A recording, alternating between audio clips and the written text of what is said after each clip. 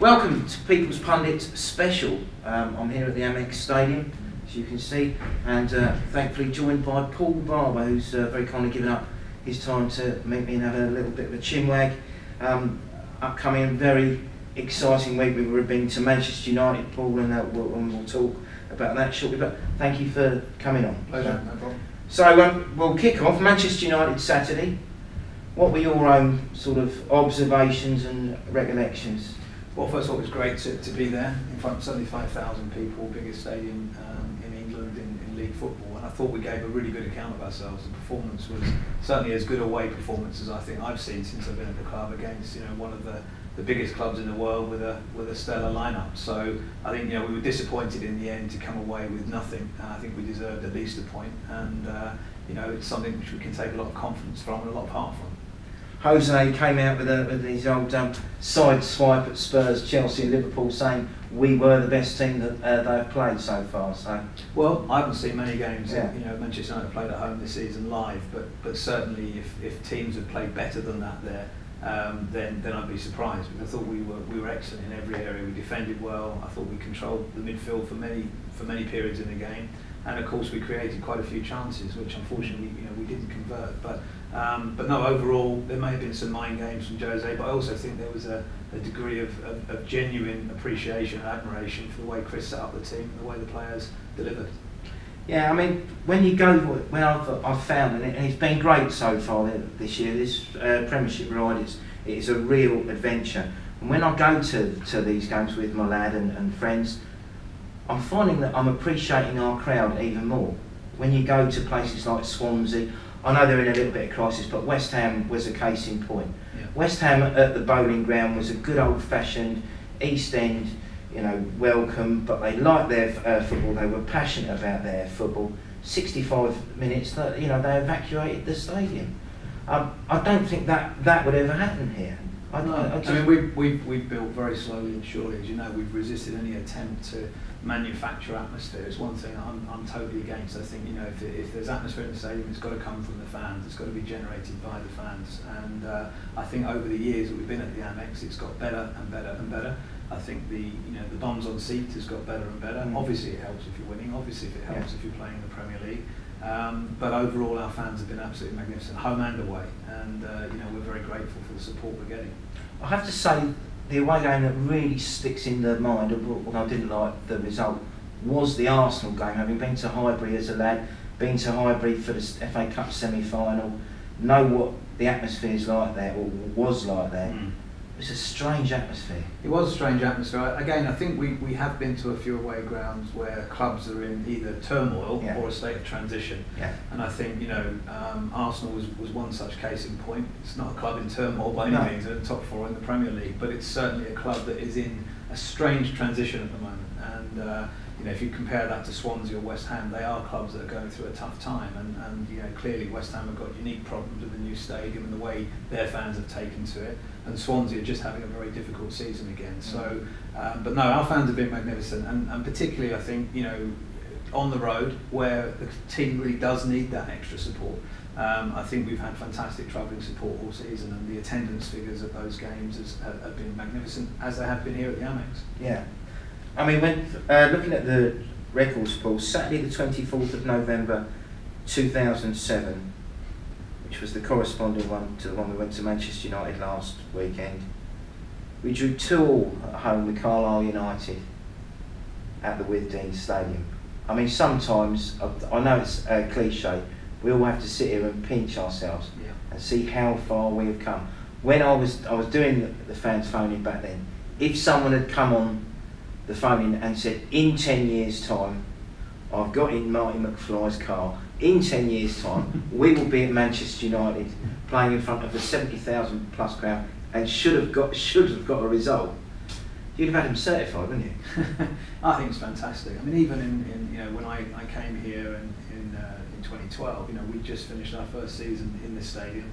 First season back in the Championship, and people were generally pretty pleased that we had a good first half of the season and ended up finishing sort of around about mid-table 10th or so, and that was actually people were feeling pretty good about that. So here we are 5 years on from there, and we are in the Premier League. We're 9th in the Premier League, And as you say, we've just been to Manchester United, and not only have we narrowly missed out on getting a result, but we've actually played well, taken the game to them for periods of the match. And now we're looking forward to a massive home game against Crystal Palace and Liverpool to come. Superb. Super week, really. Brilliant week. Isn't it? This is when you think of the following week after yeah. Carlisle United, we went to Torquay and got there about 3 hours early, and had Cornish pasties, just like you say, it's totally changed. The thing that I do find really refreshing as well is we're getting a lot of credit from other people. As you say, we're 9th in the Premiership. It is a margins game. We should have won the Watford game. We should have won the Everton game. Yep. Perhaps we could have lost the Southampton game. You don't know. It is a margins thing. Yep. But we're getting a lot of credit. Dare I say it on the radio this morning, because this is Monday morning, Joey Barton giving us credit. I mean, that's saying something after his shenanigans here with... Well, I'm still waiting for him to get that red card, aren't we? But I think we are getting a lot of credit, not just because we're getting results and we're ninth in the table, but I think the way we're getting results. We're playing some nice football. We are tactically very astute. Chris has set the team up very well, not just for away games, but for home games as well. It's going to be tough times in this league, and this is a very, very difficult league, and we're on a good run, and hopefully that run will continue. But there will be some tough times, and that's when our fans are really going to have to get behind us, because we're going to have to dig in, and there will be periods in this season when things won't go as well as they have been. We kind of know that. That's what you have to accept in the Premier League, whoever you are. But overall, this has been a fantastic campaign so far. We're a third of the way through it, and we're in the top 10 in the Premier League. I don't think even the most ardent Brighton fan would have dreamt of that at this stage of the season. And as I say, there's a long way to go. We've got our feet on the ground, but we're enjoying it. Right from the outset on the podcast, I've said top 4 of the bottom 7. That I'd have taken that back in August, sure. And I'd still take it now. I don't think it's going to be the case. I think we are going to strengthen it and sort of keep on going on. You talk about hiding, or talk about bad days, and you might have sort of allude to some hidings. We have had hidings. We've had hidings in every division of the Football League. I've been to Crystal Palace and lost 5-0 and had that many phone calls. We've had to put an extra 30 minutes on the phone. But you come back from it, don't you? Of course. And it is part and parcel. And whilst the crowds are obviously up on the Wivdean and the crowds are up on when we first came here, ostensibly the overwhelming majority of the people sat in the Amex are there because they support Brighton and Hove Albion, not because it's fashionable. So they'll accept hidings, won't they? I hope so, because it's a game, and you can have. But I think they will do, Paul, because we're all football people, aren't we? That's good. We know that we have to accept it. We won't like it. Yeah. The old cat will take a bit when you get back home in the kitchen, and, but you just have to accept it. You do. It's the game, and as I say, some of the best teams in the world occasionally get a hiding, so it will happen. But the way we're playing, the confidence we've got, the belief we've got, the togetherness in the group, I think we'll certainly give most teams in this division a very good game. And I think the City result on the first day of the season now, with perspective, looks an even better result. You don't often say a 2-0 home defeat is a good result, but if you look at the teams they've beaten very, very heavily. We're actually now thinking, well, actually, that wasn't bad at all. Would you say, though, to a degree, and I'm dyed-in-the-wool Brighton fan, that was almost a benefit of the fixture computer? Did we play them at the right time? You could say that. I mean, I would take it. When I came out of there, I was pleased with that. There were so many points in the season when you could look at it like that. On the back, when they just had a tough Champions League away game, you played them. Well, was that a good time? You played them at the end of the season. There's nothing to play for. Was that a good time? So you've got to play teams when you've got to play them. And the fixture computer produced that game. I thought actually on the day, it was a tough game for us, our first ever game in the Premier League against a team with the quality of Manchester City, not just on the pitch but on the bench as well. We did well, and I think as the season's rolled on, that result has actually got better. But we'll see how we get on over the next sort of difficult 10 games we've got coming up in a rapid time. Yeah, I actually found that day, I found that a huge wake-up call.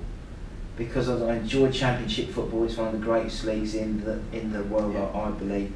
But then you came up to the Premiership, and it was like we just upped it, and it was like pinball, it was so fast, they were closing us down. Yeah. Well, the first ever goal that we conceded in the Premiership is a case in point, a mistake, bang, bang, bang, 1-0, gone, gone. Fans will always moan, you know that, it's part and parcel. I have to say, I can't come on here and moan, I don't want to appear to be two-faced. I have enough loyalty points. My son and I, we've been coming for years, and we go to all the away games that we want to go, subject to him getting on the computer at work at the right time. But everywhere I go, in the pubs and the clubs and other places, people are griping about the loyalty. Sure. We're always going to have that. You obviously looked into every different combination you could do. Yeah. When demand exceeds supply, you're always going to have disappointed people, and we're lucky that we've got a loyalty scheme that was designed by Tony himself, a mathematician, someone who's looked at it from every angle, most importantly looked at it from the fans' angle. And the reality is that the people that are currently receiving priority are those people that over the last 6 seasons have been to the most games. So it's very hard to argue that the system isn't fair. And over the last 6 seasons, virtually all of our away games have been available to everyone to go to. And there's been a very loyal band of hardcore supporters that have been to more of those games than others. They're the people that benefited from those points. They've also renewed their season ticket throughout that period, including the more difficult season that we had. So it stands to reason, and it's fair, that those people have the most points now have got the priority to these games. And we have had huge numbers of suggestions from people putting forward ideas of having a ballot for a certain portion of tickets. Well, the problem with the ballot for a certain portion of tickets is you've got to take the number of tickets for the ballot out of the overall allocation, which means those people who have earned the points to actually go to those games miss out. That's not fair. Those people have actually dug in over the last 6 seasons, been to Barnsley on a Tuesday night, Rotherham on a Tuesday night, Blackburn on a Tuesday night. Those are the sorts of people now that are benefiting from that loyalty. We all know that not everyone can get to midweek games, and they've got other priorities and pressures. Not everyone can afford a season ticket year after year. But the loyalty scheme is designed to reward those fans that have been to the most games over the past 6 seasons, and it is.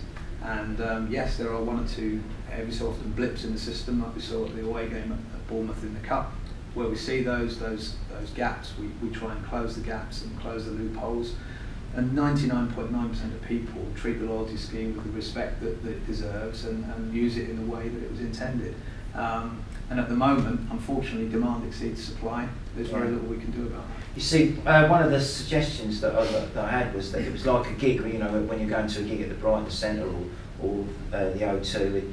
So you have 80% for the loyalty scheme and then 20% general sale, first come, first served. But the problem with that is 20% of people that had the points that qualified for that game will then miss out, and people that don't have the points will get the tickets. So you'll then solve one problem but create another with the people that had the points in the first place. You see, it is a double-edged sword because, and it is difficult, and you're never going to keep everyone happy.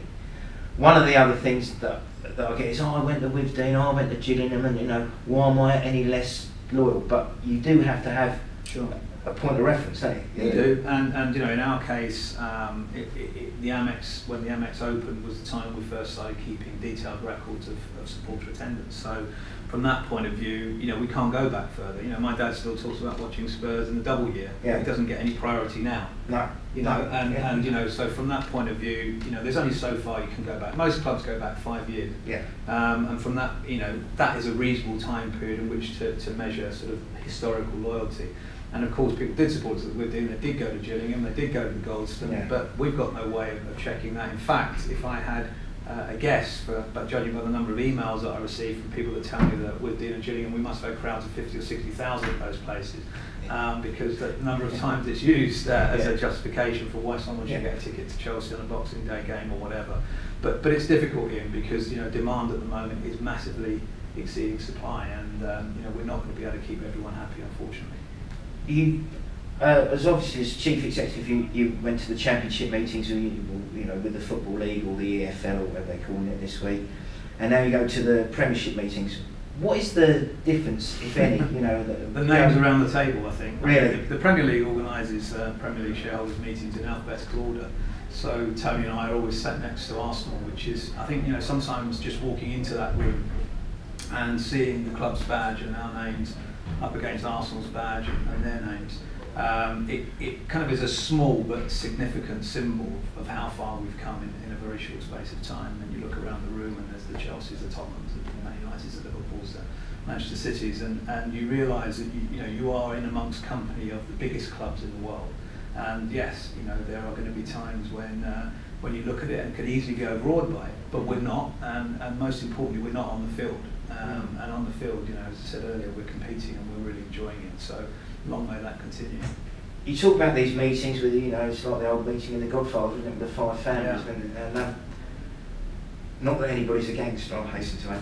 But how important is it? I mean, I think this is one of the wonderful things, and one of the things I love about supporting the Albion. And I can remember Liz Costa saying to me many years ago, I think we were at Chesterfield, and I interviewed her, and she said if we ever got bought out by a Russian, that would be it, she would give up. And I believe she actually meant it, but how important is it that we've got local owners, we've got Sussex owners, we've got a British manager? All right, it may sound xenophobic or jingoistic, but I actually think that's that last bit of romance or Sure. normality. I mean, if you look at the shenanigans at Everton going on, who owns the club, this bloke was going to come in and they were going to get top 7, well, they'll be lucky if they finish top of the bottom 7. It is. Yeah, I mean, I think we have to be careful. Not all foreign owners are bad. Oh, no. Not all British owners are good. And No. I think we're very lucky that we've got a good owner who happens to be local. Yeah. And I think that is a very happy combination. Likewise with our manager, we're very lucky that we've got a fantastic manager who is Irish, happens to be British, Yeah. whatever way you want to put it. We'll look at Chris and his background, but the fact is there are good foreign owners as well, and we're very fortunate in every respect. I think when your heart and soul's in the club, it does make a huge difference. It does add something to the overall feel and culture of the club. And one of the things that we talked about in the board last summer is, having been promoted, one of the most important things was staying rooted to where we've come from, keeping our feet on the ground and staying connected to our community, not giving up on the schemes that AITC are involved in, not becoming big time with sort of fan dialogue, making sure we carried on with our fans forums, answering every question that came into us, being open and transparent, all those things that sometimes when you reach the busy heights of the Premier League and beyond in some cases, you can very easily become disconnected from your fan base and from your community. Not because you necessarily want to or set out to, but just simply the sheer circus that surrounds the top level of football these days and the pressures from sponsors and media and so on, it can mean that some of the most important things become less of a priority. In our case, we want to make sure that the most important things stay a priority. It doesn't mean to say we're not doing all the media stuff and all the sponsorship stuff and building our brand and all the rest of it, but our community and our fan base are critical to where this club has come from and are critical to the club's future, so we have to stay connected to it. With talk of the big clubs going with the TV money, and going with these breakaway deals, how important is the parity with the TV money, do you think? Very important. For a club like us. It's hard enough even to compete with Manchester United without giving them even more money from the TV deal, and certainly not whatever they ask for. I think at some point, we will have to accept that the bigger 5 or 6 clubs in the Premier League are contributing to the overseas value of television rights, perhaps more than we are. We kind of have to accept that. But there has to be a fair formula for giving them, if it's a little bit more, a little bit more. We need to make sure that we keep this league competitive, because in my mind the most important aspect of this league is how on any given weekend Brighton and Hove Albion can go to Manchester United despite their 8-9 times bigger revenue than us, and not only put on a performance but sometimes perhaps even win the game. If you were to go there and be beaten 4-5, 6-0, the value of the Premier League and the television rights that come with it and the sponsorship rights that come with it would diminish, I think, very rapidly. Because people all over the world, and I've watched the Premier League, having not lived on the other side of the world, we tune in because we know it's going to be competitive, we know it's going to be a great game, and occasionally there's going to be a 4-5, 6-0 win for the bigger clubs against the smaller clubs, but you're also going to see the smaller clubs turning the bigger clubs over, and that's what makes it so compelling, and that's what people pay big money for. Without getting ahead of ourselves, let's take survival as read this year. Where do you see the club in 5 years' time?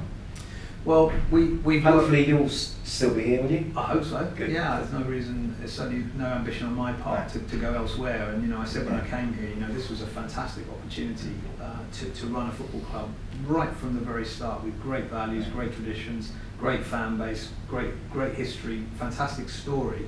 And I think going forward, that story, could even develop further. Our primary objective this season is to stay in the Premier League. If we can stay in the Premier League, the second season in the Premier League, we know will be tough again, but it gives us a good foundation from which to build for the future.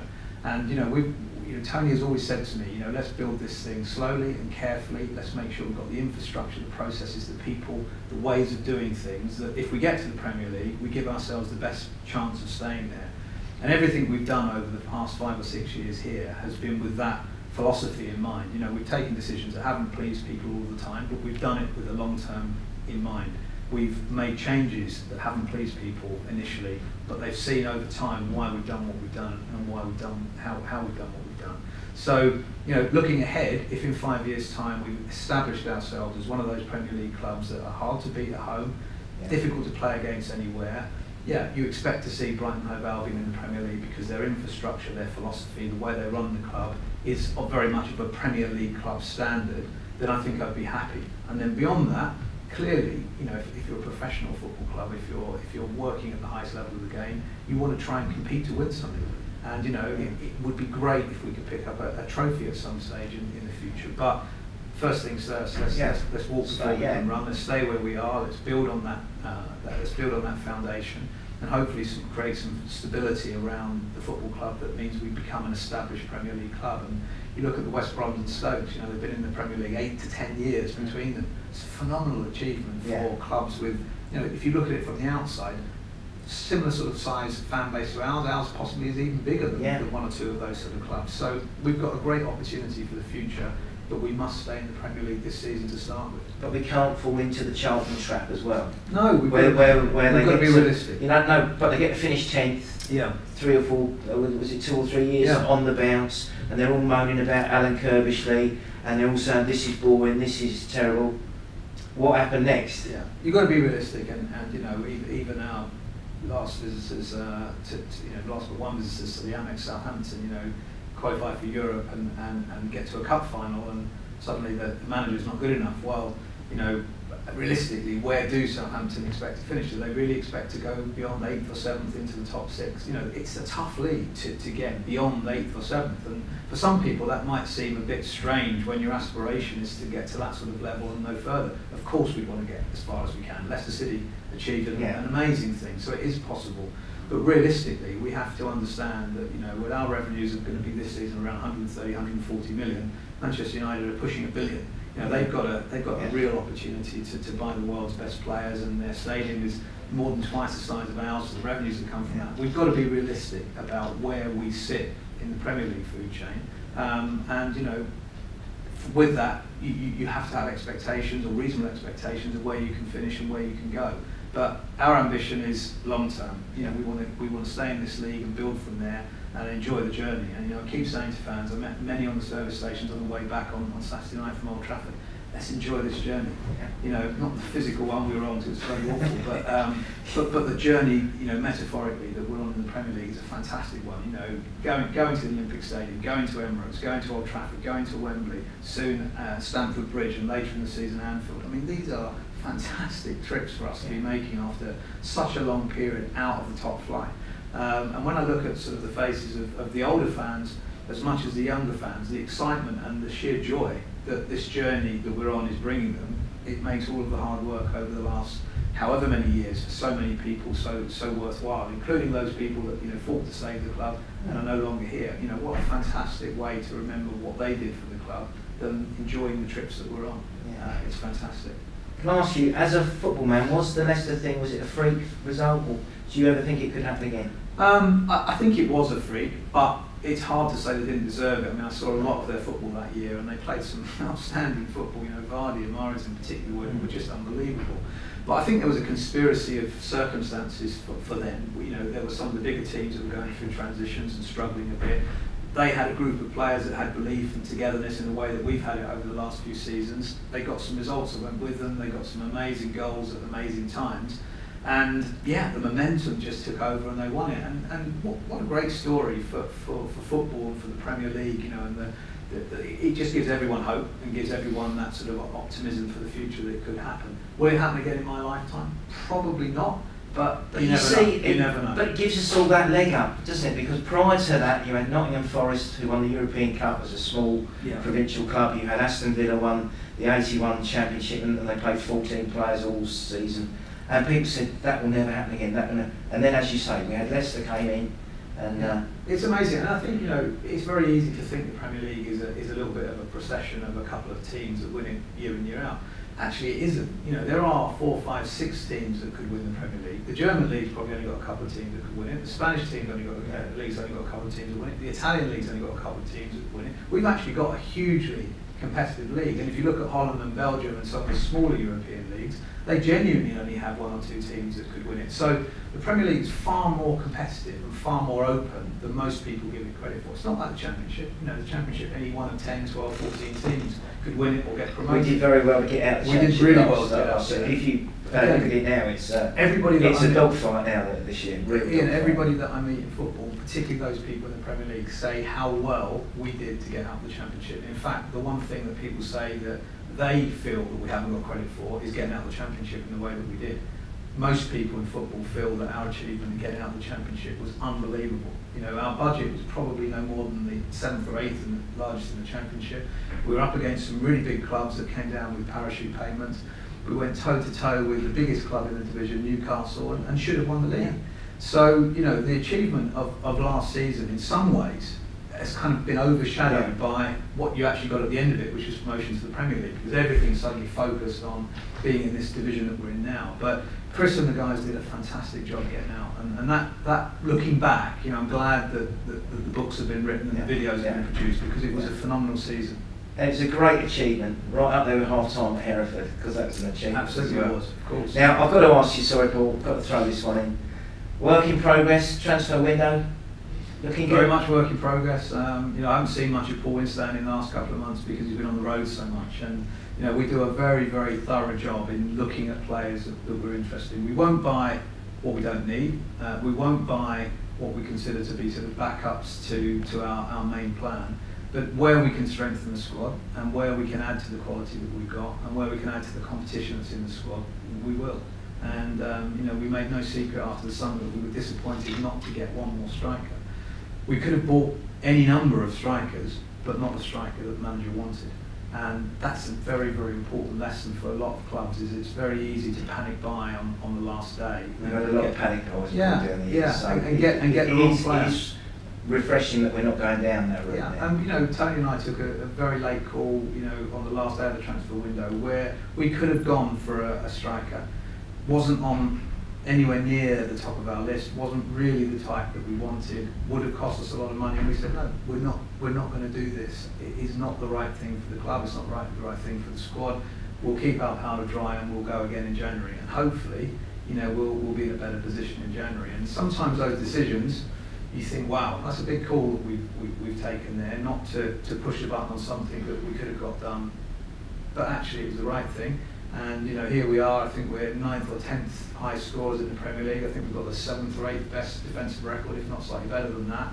You know, the balance of Chris's squad has been good, and the strikers have performed well. The midfield players have chipped in with goals. We've created lots of opportunities. You know, we haven't struggled in the way that I think people hope, you know, not hope we would, but thought we would.